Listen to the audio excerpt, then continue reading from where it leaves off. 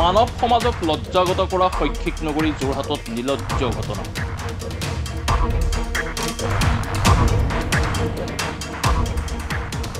যোৰহাটৰ DCP কলেজৰ ছাত্ৰী হোষ্টেলৰ কাষত উদ্ধাৰ এটি নৱজাতক শিশু।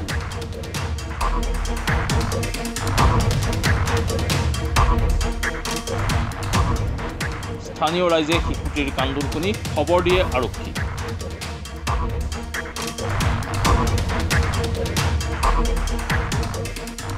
আৰক্ষীয়ে নৱজাতকটোক ছাত্ৰীৰ হোষ্টেলৰ গেটৰ কাষৰ পৰা উদ্ধাৰ কৰি যোৰহাট চিকিৎসা মহাবিদ্যালয়ত ভৰ্তি কৰে।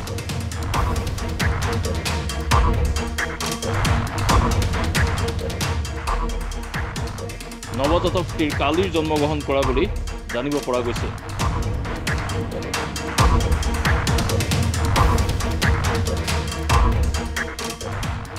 বৰ্তমান যোৰহাট চিকিৎসা মহাবিদ্যালয়ত উপস্থিত হৈছে শিশু সুৰক্ষা বিভাগৰ লোক।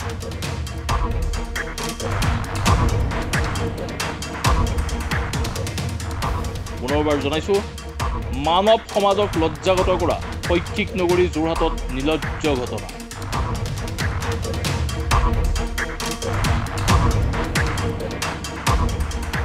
যোৰহাটৰ DCP কলেজৰ ছাত্ৰী হোষ্টেলৰ কাষতেই উদ্ধাৰ এটি নৱজাতক।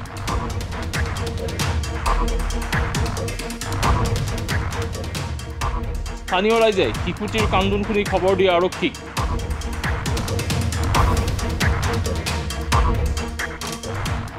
আৰক্ষীয়ে নৱজাতকটোক ছাত্ৰী হোষ্টেলৰ গেটৰ পৰা উদ্ধাৰ কৰি যোৰহাট চিকিৎসা মহাবিদ্যালয়ত ভৰ্তি কৰে।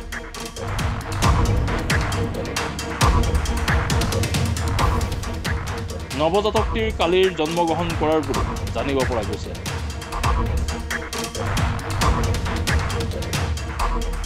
বৰ্তমান যোৰহাট চিকিৎসা মহাবিদ্যালয়ত উপস্থিত হৈছে শিশু সুৰক্ষা বিভাগৰ লোক। 7টা বজাৰ ভিতৰত মানে কোনোবাই নৱজাতক এটা এৰি থৈ গ'ল, ছোৱালীজনী উলংগ মানে গাত মতা মানুহৰ এটা স্পৰ্টিঙে মেৰিয়াই এইখিনিতে এৰি থৈ গ'ল। তেনেকুৱা এটা হোষ্টেলৰ ছোৱালীয়ে দেখিলে, দেখি আমাক ক'লে। মই গোসাঁইঘৰত চাকি দি আছিলোঁ, চাকি দি ওলাই আহিছোঁহে জাষ্ট। তেনেকুৱাতে পাই পেলাই ছোৱালীজনী পুলিচক খবৰ দিয়া হ'ল।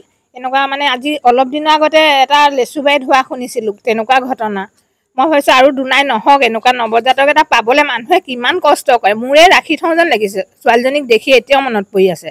তেনেকুৱা স্থলত কেনেকুৱা মাক বাপেক হ'ব, পশুতকৈও মানে কি ক'ম আৰু, মানে ক'বলৈ ভাষা নাই আৰু। এনেকৈ এৰি থৈ যাব পাৰিছে আজি মানে। যোৰহাটত এনেধৰণৰ ঘটনা কিন্তু শেহতীয়াকৈ বৃদ্ধি পাইছে। আজি অলপ দিনতে এইফালে আৰু এটা ঘটনা শুনিছোঁ, টোপোলাত বান্ধি থৈ গৈছিলে, কিন্তু এইটো কেঁচুৱা উলংগতে এৰি থৈ গৈছে। গাত এটা কাপোৰ বস্ত্ৰও নাই ছোৱালীজনী, মানে হয়তো আজি জন্ম হোৱা চাকৰি দেই, মানে নহ'লে কাপোৰ কানি পিন্ধাই থ'লেহেঁতেন মানে। যোৰহাটৰ পৰা জগত নগৰ ৰিপৰ্ট, মাই নিউজ এণ্ড।